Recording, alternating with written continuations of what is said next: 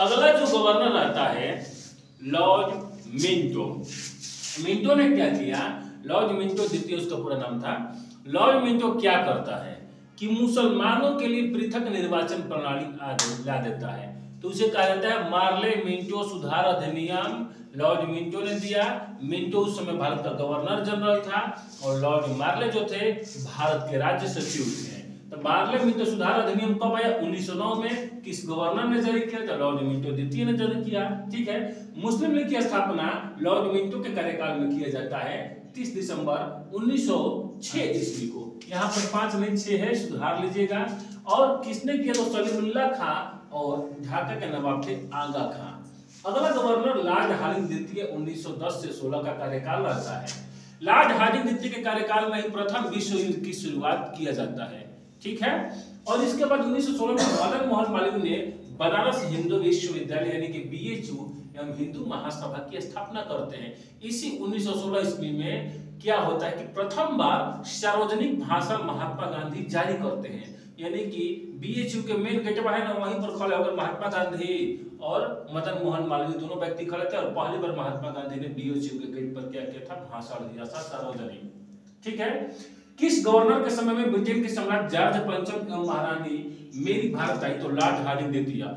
मेरी और जॉर्ज पंचम पूरे भारत का दौरा किए। मेरी को दिल्ली पसंद आ गई। तो पसंद आ गई तो बोले कि राजा जी राजधानी ले चला जाए वहीं पर। बात समझिए। अब यहाँ पर क्या हुआ कि 1911 में दिल्ली दरबार आयोजित किया गया। दिसंबर महीना 1911 में 12 दिसंबर को दिल्ली दरबार तभी आयोजित किया जाता था जब ब्रिटेन में राजा या महाराजा बदले जाते थे। तो उस दिल्ली दरबार 1911 में 3 महत्वपूर्ण कार्य किया गया। पहला जो बंगाल विभाजन किया था उसको रद्द किया गया। ठीक है। बंगाल से बिहार को अलग राज्य बनाया गया, घोषणा किया गया था 12 दिसंबर 1911 में घोषणा हुआ, लेकिन 1912 में अलग पूर्णतः हो गया। घोषणा हुआ लेकिन प्रभावी कब से हुआ? तो 1912 से।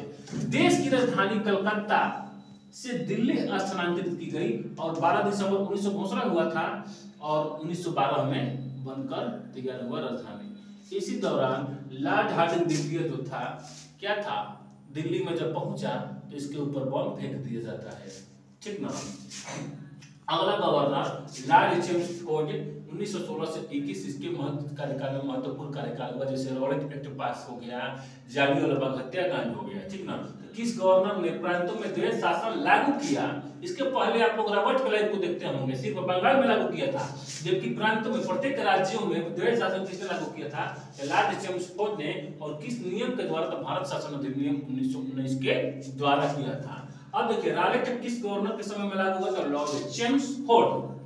किस गवर्नर के समय में जालियांवाला बाग हत्याकांड हुआ? तो लॉर्ड चेम्सफोर्ड। असहयोग आंदोलन एवं खिलाफत आंदोलन किसके गवर्नर के समय में हुआ? Lord Chelmsford. असहयोग आंदोलन 1 अगस्त 1920 को शुरू हुआ था। उसी दिन बाल गंगाधर तिलक की मृत्यु हो जाने के कारण उस दिन स्थगित माना गया, लेकिन फिर भी माना जाता है कि 1 अगस्त 1920 ईस्वी को ही असहयोग आंदोलन की शुरुआत हुआ था। शिक्षा में सुधार के लिए सेक्युलर कमीशन की नियुक्ति कब किया गया? 1917 में लॉर्ड चेम्सफोर्ड के कार्यकाल में। अगला लॉर्ड रीडिंग 1921 से 26 तक था। देखिए एक पूछता है कि मोकला विद्रोह किस राज्य में हुआ था? केरल में। केरल के मुसलमानों के द्वारा किया गया था। तो केरल में मोकला विद्रोह कब हुआ? तो 1911-21 में। और लॉर्ड रीडिंग गवर्नर था। चौरा चौरी कांड कब हुआ? तो 5 फरवरी 1922 ईस्वी में गोरखपुर कांड, गोरखपुर के पास है। ठीक है। 1925 में लॉर्ड रीडिंग। ठीक है। स्वराज पार्टी की स्थापना 1923 में हुआ लॉर्ड रीडिंग के कार्यकाल में। भारत के CPI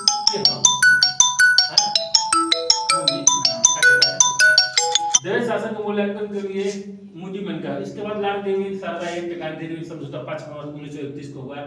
Simon commission Lord David के शासनकाल में, नेहरू शासन में हुआ। ठीक है।